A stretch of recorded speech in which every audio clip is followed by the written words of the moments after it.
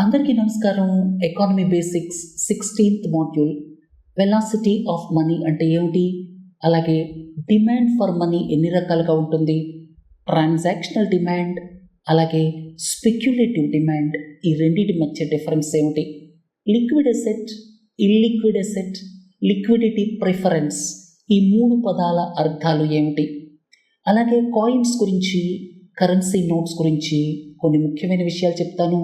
Currency note మీద ఉండేటువంటి promise అలాగే గ్యారంటీ, వాటి మధ్య డిఫరెన్స్ ఏమిటి, బ్యాంక్రప్సీ, ఇన్సాల్వెన్సీ, ఈ రెండు పదాల మధ్య డిఫరెన్స్, లిక్విడేషన్, రిజల్యూషన్, వీటి మధ్య డిఫరెన్స్, ఇవన్నీ ఈరోజు మాడ్యూల్లో తెలుసుకుందాం. మొదటిది వెలాసిటీ ఆఫ్ మనీ. ఇక్కడ చూడండి, మీరు 100 రూపాయల నోట్ తీసుకొని ఒక బార్బర్ షాప్కి వెళ్ళారు హెయిర్ కట్ చేయించుకోవడానికి. 100 రూపాయలు ఇచ్చి హెయిర్ కటింగ్ చేయించుకున్నారు. మధ్యాహ్నం ఇంటికి వెళ్ళేటప్పుడు ఆ బార్బర్ షాప్ ఓనర్ ఆ 100 రూపాయల నోట్ని కూరగాయలు అమ్మేటువంటి మనిషికి, అంటే కూరగాయలు కొనుక్కొని ఆ 100 రూపాయల నోటు కూరగాయల అబ్బాయికి ఇచ్చి ఇంటికి వెళ్ళిపోయారు. తర్వాత ఈ కూరగాయల అబ్బాయి ఏం చేశారు, ఈ 100 రూపాయలు ఇంకా కొంత మనీ కలిపి స్కూల్ ఫీజు కట్టారు అదే రోజు. అంటే 100 రూపాయల నోట్ మీ దగ్గర నుంచి బార్బర్ షాప్కి వెళ్ళింది, వెజిటబుల్ వెండర్కి వెళ్ళింది, ఆ తర్వాత స్కూల్కి వెళ్ళింది. ఇలా వేరు ట్రాన్సాక్షన్స్ కోసం ఈ కరెన్సీ నోట్స్ కావచ్చు, కాయిన్స్ కావచ్చు, లేకపోతే జనరిక్గా చెప్పుకుంటే మనీ ఎన్నిసార్లు చేతులు మారుతుందో దాన్ని వెలాసిటీ ఆఫ్ మనీ అంటారు. అర్థమైంది కదా. ఇక మనీకి డిమాండ్ ప్రతి ఎకానమీలో కూడా ఎన్ని డబ్బులు కావాలి, ఎన్ని కరెన్సీ నోట్స్ ప్రింట్ చేయాలి, అలాగే ఎన్ని కాయిన్స్ ఉండాలి, అవన్నీ రెండింటిని బట్టి డిసైడ్ అవుతాయి. ఒకటేమో ట్రాన్సాక్షనల్ డిమాండ్, మీకు ఇప్పుడు చెప్పాను కదా, రకరకాల వస్తువులు కొనడానికి, అమ్మటానికి, అలాగే ఒక చేతి నుంచి ఇంకొక చేతికి మనీ ఏదైతే మారుతుందో ఇది ఎంత ఫాస్ట్గా మారుతుంది, వెలాసిటీ ఆఫ్ మనీ ఎంత ఉంది, అంతేకాకుండా demand for goods and services ఎంత ఉంది, వీటిని బేస్ చేసుకొని ట్రాన్సాక్షనల్ డిమాండ్ ఉంటుంది. అర్థమైంది కదా. వెలాసిటీ ఆఫ్ మనీని బేస్ చేసుకొని, అలాగే టోటల్ గూడ్స్ అండ్ సర్వీసెస్ డిమాండ్ని బేస్ చేసుకొని ట్రాన్సాక్షనల్ డిమాండ్ ఉంటుంది. ఇక రెండోది స్పెక్యులేటివ్ డిమాండ్. కొన్నిసార్లు ఏమవుతుందంటే, స్పెక్యులేషన్ ఉన్నప్పుడు ప్రజలు డబ్బుల్ని ఇంట్లో దాచుకుంటారు. మీకు ఒక చిన్న ఉదాహరణ చెప్తాను. ప్రస్తుతం వడ్డీ రేట్లు 5% ఉన్నాయనుకోండి. ఒక నెల పోయిన తరువాత ఫిక్స్డ్ డిపాజిట్ ఇంట్రెస్ట్ రేట్స్, ఒక హైపోథెటికల్ కేసు చెప్తున్నాను, ప్రస్తుతం ఫిక్స్డ్ డిపాజిట్ ఇంట్రెస్ట్ రేట్స్ 5% ఉన్నాయి. ఒక నెల పోయిన తర్వాత fixed deposit interest rates state Bank of India 10% చేయబోతోంది అన్న వార్త వచ్చిందనుకోండి. అప్పుడు ఈ నెల రోజులు ఎవరూ ఫిక్స్డ్ డిపాజిట్ చేయరు, ఆ డబ్బుల్ని ఇంట్లో పెట్టుకుంటారు. అర్థమైంది కదా. ఇది స్పెక్యులేటివ్ డిమాండ్ అనమాట. అలాగే కొన్ని సందర్భాల్లో రియల్ ఎస్టేట్ పడిపోబోతోంది, రేట్లు తగ్గబోతున్నాయి అనేటువంటి ఆలోచన వచ్చినప్పుడు క్యాష్ని ఇంట్లో పెట్టుకుంటారు. ఎందుకంటే మీ అందరికీ తెలుసు, రియల్ ఎస్టేట్ ట్రాన్సాక్షన్స్లో కొంత బ్లాక్ మనీ కూడా చేతులు మారుతూ ఉంటుంది.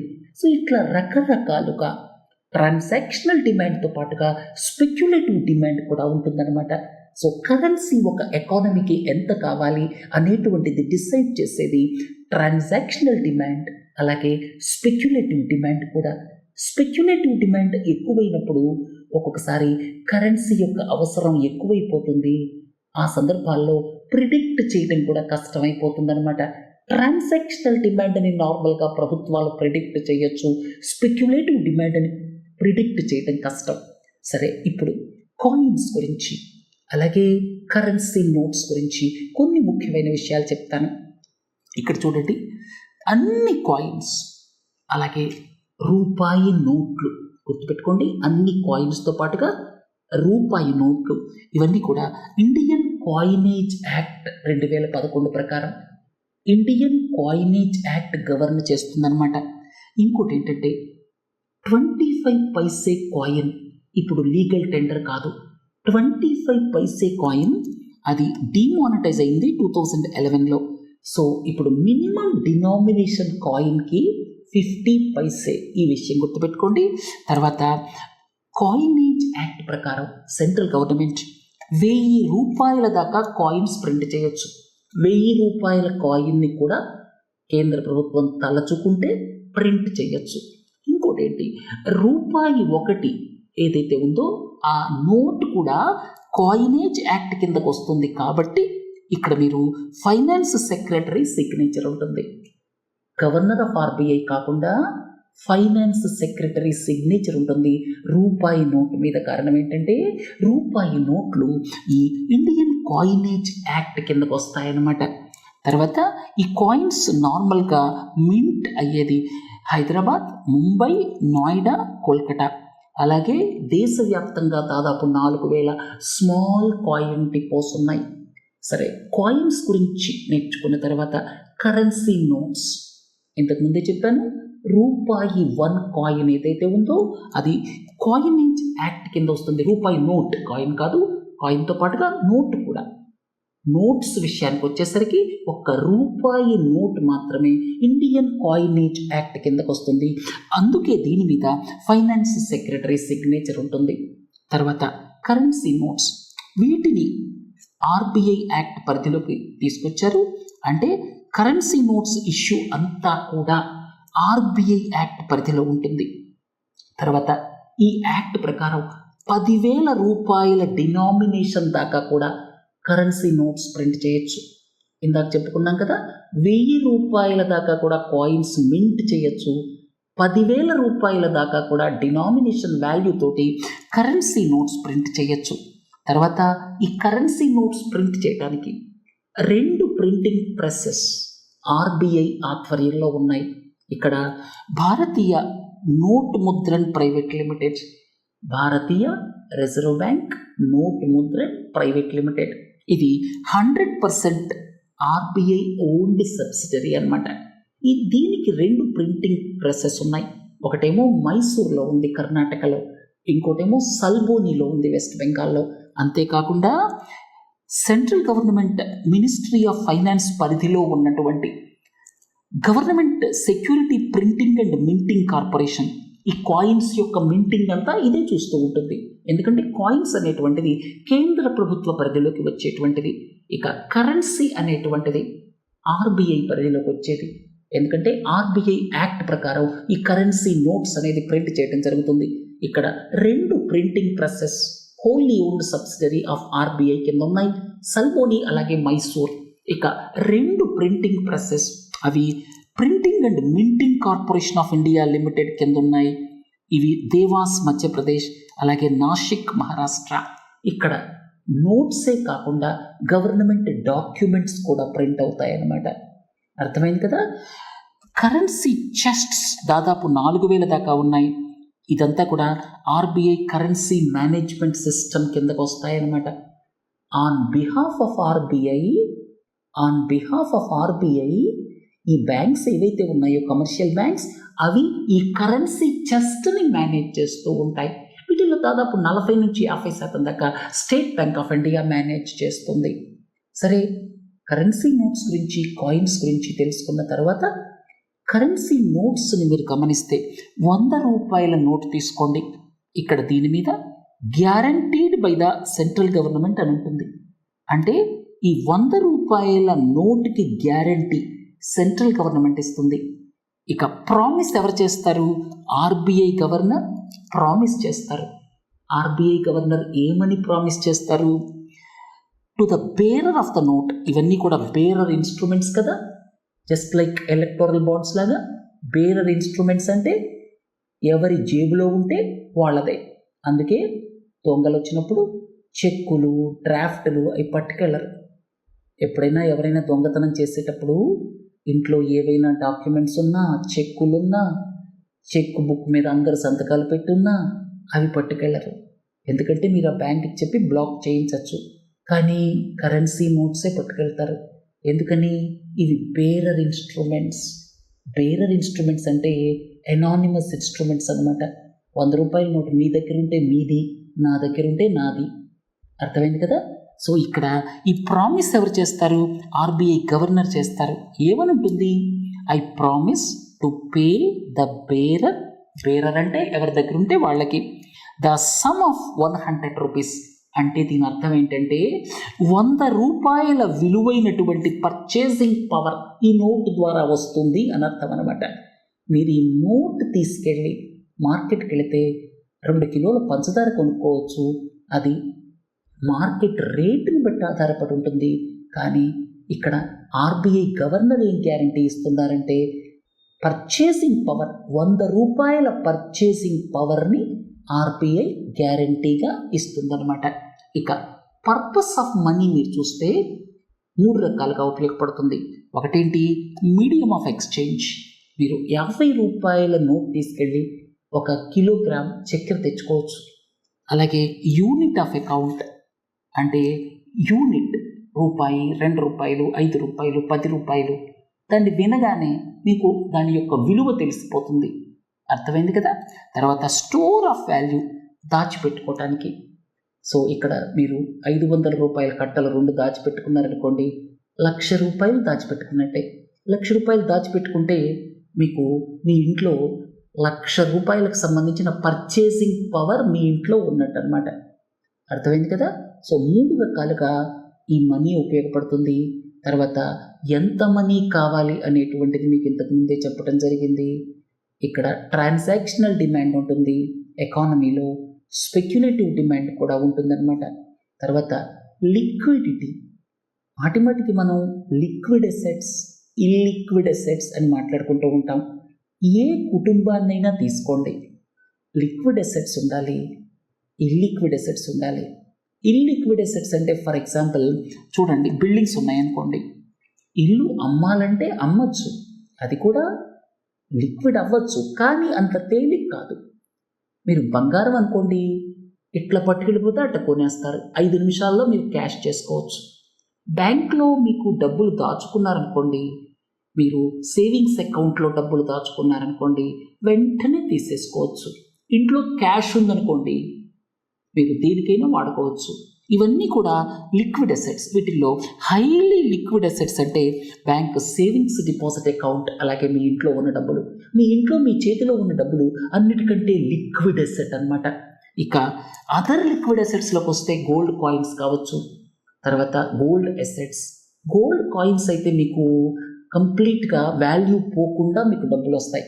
అదే గోల్డ్ ఆర్నమెంట్స్ అనుకోండి, ఎంతో కొంత తరుగంటాడు, ఇంకోటి అంటాడు, తీసేసి మీకు డబ్బులు ఇస్తాడు. తర్వాత ఇవి లెస్ లిక్విడ్ అసెట్స్, అంటే మనం ఎప్పుడు కావాలంటే అప్పుడు వీటిని క్యాష్ చేసుకోలేం. అర్థమైంది కదా. ఇల్లిక్విడ్ అనకూడదు, కానీ వీటిని లెస్ లిక్విడ్ అనేటువంటిది కరెక్ట్ పదం అనమాట. ఇప్పుడు మీరు ఒక ఇల్లు ఉంది, మీకు 50 లక్షల వాల్యూ చేస్తుంది. ఒక్కోసారి మార్కెట్ కండిషన్స్ అందుకు సహకరించవు. మీరు అమ్మాలని బేరం పెడితే కొనేవాళ్ళు ఎవరు రారు. మీరు ఇంకా అమ్మాలి అర్జెంట్ అనుకోండి, 25 లక్షలకో 30 లక్షలకో కొంటారు, అంటే సగం వాల్యూకే కొంటారు. అర్జెంట్ అయితే అలాగే తెగనమ్ముకుంటాం కదా. సో వాటిని లెస్ లిక్విడ్ అసెట్స్ అంటాం అనమాట. పొలం కూడా అంతే.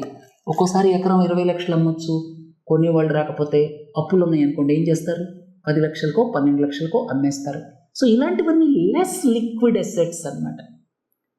ప్రతి వాళ్ళ పోర్ట్ఫోలియోలో కూడా, అసెట్స్ పోర్ట్ఫోలియోలో కూడా మీరు తప్పనిసరిగా లిక్విడ్ అసెట్స్ ఉండాలి, అలాగే లెస్ లిక్విడ్ అసెట్స్.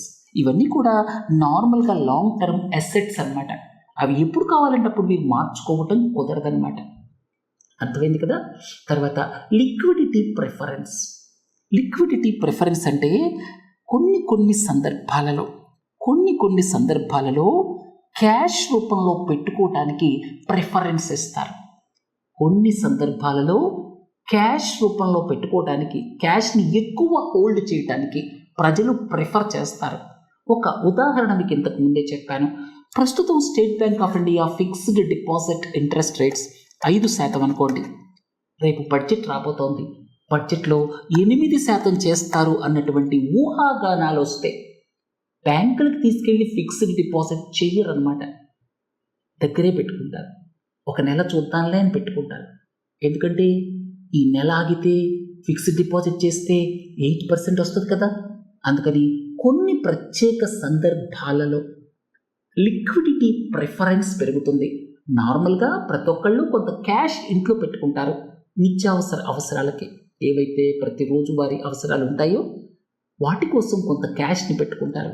అయితే కొన్ని ప్రత్యేక సందర్భాల్లో లిక్విడిటీని హోల్డ్ చేయటం పెరిగిపోతుందన్నమాట. అలాంటి సందర్భాల్లో ఈ టర్మ్ ఏంటంటే లిక్విడిటీ ప్రిఫరెన్స్. నార్మల్గా హోల్డ్ చేసేటువంటి క్యాష్ పెరిగిపోతున్నప్పుడు, అర్థమైంది కదా, దాన్ని లిక్విడిటీ ప్రిఫరెన్స్ అంటారు. తర్వాత ఇన్సాల్వెన్సీ. ఇన్సాల్వెన్సీని 2 రకాలుగా వాడతారు. ఇక్కడ చూడండి, ఒక కంపెనీ కావచ్చు, ఒక పర్సన్ కావచ్చు, ఎవరైనా కావచ్చు. కంపెనీకైనా వర్తిస్తుంది, పర్సన్కైనా వర్తిస్తుంది. తర్వాత మీరు చాలాసార్లు వింటూ ఉంటారు, వీడు ఐపీ పెట్టి వెళ్ళిపోయాడని చెప్పి. ఎవరైనా ఎక్కువ అప్పులు ఉన్న వాళ్ళు ఏం చేస్తారు, ఐపీ పెట్టేసి వెళ్ళిపోయారంటారు. ఐపీ పెట్టడం అంటే ఏమిటి? Insolvency petition. కోర్టుకి ఇన్సాల్వెన్సీ పిటిషన్ ఇచ్చేయటం అన్నమాట. అంటే నాకున్నటువంటి ఆస్తులు అప్పులు తీర్చడానికి సరిపోవు, అలా వేసేటువంటి పిటిషనే ఇన్సాల్వెన్సీ పిటిషన్ అన్నమాట. మనం తరచుగా వింటూ ఉంటాం ఐపీ పెట్టాడు వాడని చెప్పి. సో ఇక్కడ ఇన్సాల్వెన్సీ అంటే ఏమిటంటే వాళ్ళకున్నటువంటి ఆస్తులు ఏవైతే ఉన్నాయో అప్పుల కంటే తక్కువగా ఉండటం. అయితే ఇన్సాల్వెన్సీని 2 రూపాల్లో వాడతారు. మొదటిది ఏంటంటే ప్రస్తుతం ఉన్నటువంటి అప్పులు. కొంతమందికి ఆస్తులు ఉండొచ్చు కానీ అవి అమ్ముడు పోవటం లేదు, లేకపోతే ఇంకా ఇతరితర కారణాలు ఉండొచ్చు. ప్రస్తుతం ఒక 50 లక్షల అప్పు ఉందనుకోండి, ఆ 50 లక్షల అప్పుని తీర్చలేని పరిస్థితిలో ఉంటే దాన్ని ఇన్సాల్వెన్సీ అనొచ్చు. కానీ లిటరల్గా చెప్పుకుంటే దీని మీనింగ్ ఏంటంటే అతనికి ఆస్తుల కంటే అప్పులు ఎక్కువ ఉండటం. అంటే total assets less than total liabilities. Total assets ఏవైతే ఉన్నాయో అవి టోటల్ లయబిలిటీస్ కంటే తక్కువ ఉండటం. అలాంటి సిచ్యువేషన్ ఏమంటామంటే ఇన్సాల్వెన్సీ అంటాం.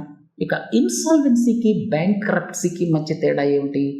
ఇన్సాల్వెన్సీ అనేటువంటిది ఒకళ్ళకు ఉండేటువంటి ఆస్తులు అప్పుల కంటే తక్కువ ఉండటం. అయితే బ్యాంక్రప్ట్సీ అంటే ఏమిటంటే ఆ స్టేటస్ని ఒక కోర్టు నిర్ధారించటం, లీగల్ స్టేటస్ అన్నమాట. కంపెనీ కావచ్చు, వ్యక్తి కావచ్చు. బ్యాంక్రప్ట్సీ అంటే బ్యాంక్రప్ట్ అని ఎప్పుడు అనగలమంటే కాంపిటెంట్ అథారిటీ డిక్లేర్ చేస్తుంది, నార్మల్గా కోర్ట్. సో అది లీగల్ స్టేటస్ అన్నమాట. అప్పుడు మనం బ్యాంక్రప్ట్ అంటాం. పలానా కంపెనీ హ్యాస్ గాన్ బ్యాంక్రప్ట్ అని మనం పత్రికల్లో చదువుతూ ఉంటాం. సో ఇన్సాల్వెన్సీకి బ్యాంక్రప్ట్సీకి ఉన్నటువంటి తేడా ఏంటంటే 2 సిమిలర్ వర్డ్స్, కానీ వాళ్ళకు ఉన్నటువంటి ఇన్సాల్వెన్సీ స్టేటస్ ఏదైతే ఉందో దాన్ని ఒక కోర్టు కానీ కాంపిటెంట్ అథారిటీ కానీ నిర్ధారిస్తుంది. ఈయనకి అప్పులతో పోలిస్తే ఆస్తులు తక్కువ ఉన్నాయి అని నిర్ధారిస్తుంది అన్నమాట. తర్వాత లిక్విడేషన్. ఇంతకుముందు మనం liquid assets, less liquid assets, liquidity preference వీటన్నిటి గురించి మాట్లాడుకున్నాం. తర్వాత ఇప్పుడు లిక్విడేషన్, ఇది డిఫరెంట్ అన్నమాట. ఉదాహరణకి ఈ కంపెనీ తీసుకోండి. ఈ కంపెనీ మూతపడింది. తర్వాత ఈ కంపెనీకి సంబంధించి ఎవరైతే లోన్లు ఇచ్చారో, ఉదాహరణకి స్టేట్ బ్యాంక్ ఆఫ్ ఇండియా అనుకోండి, వాళ్ళు ఈ కంపెనీతో మాట్లాడుతున్నారు. కంపెనీతో మాట్లాడి వేర్వేరు మెకానిజమ్స్ ద్వారా వాళ్ళ లోన్స్ని ఏవైతే ఎన్పిఎస్గా ఉన్నాయో వాటిని రాబట్టుకోవడానికి ప్రయత్నం చేస్తూ ఉంటారు. ఈ ప్రయత్నం చేసేటువంటి క్రమంలో 2 మార్గాలు ఉంటాయి. ఒకటి ఏంటంటే కంపెనీలు మళ్ళీ నిలబెట్టడం. ఒకవేళ State Bank of India National Company Law ట్రిబ్యునల్కి వెళితే, ఎన్సిఎల్టీకి వెళితే వీళ్ళ యొక్క ఏదైతే లోన్స్ ఇచ్చారో వాటిని రాబట్టుకోవటానికి ఎన్సిఎల్టీలో ఇన్సాల్వెన్సీ ప్రొఫెషనల్ని ఎస్టాబ్లిష్ చేస్తారు. కంపెనీకి సంబంధించి ఏం చెయ్యాలి అని వాళ్ళు డిసైడ్ చేస్తారు. ఇక్కడ లిక్విడేషన్ జరగచ్చు, రిజల్యూషన్ జరగచ్చు. లిక్విడేషన్ అంటే ఏమిటి? ఇక్కడ ఈ కంపెనీ పాడుపడిపోయింది కదా, అంటే మూతపడింది కదా, ఈ మిషనరీని జస్ట్ అమ్మేసేయటం. మిషనరీని జస్ట్ అమ్మేసేసి తర్వాత ఆ డబ్బుల్ని ఎవరికి ఎంత ఇవ్వాలో పనిచేసేయటం అన్నమాట. వాళ్ళ రేషియో ప్రకారం, వాళ్ళకున్నటువంటి ప్రిఫరెన్సెస్ ప్రకారం. ఇది లిక్విడేషన్ అన్నమాట. లిక్విడేషన్లో పెద్దగా వాల్యూ రాదు. ఎకానమీకి నిజంగా లాస్ అనమాట. ఏముంది చెప్పండి, ఇది స్టీల్కి అమ్ముకున్నట్టే ఉంటుంది పాత మెషిన్స్. కానీ ఈ కంపెనీని మళ్ళీ పట్టాల మీద పెట్టామనుకోండి, కొంత ఇన్వెస్ట్ చేసైనా సరే, అప్పుడు ఎకానమీలో వాల్యూ క్రియేట్ అవుతుంది, ఉద్యోగాలు ప్రొటెక్ట్ అవుతాయి. సో ఇలాంటి దాన్ని ఏమంటారు, రెజల్యూషన్ అంటారు అనమాట.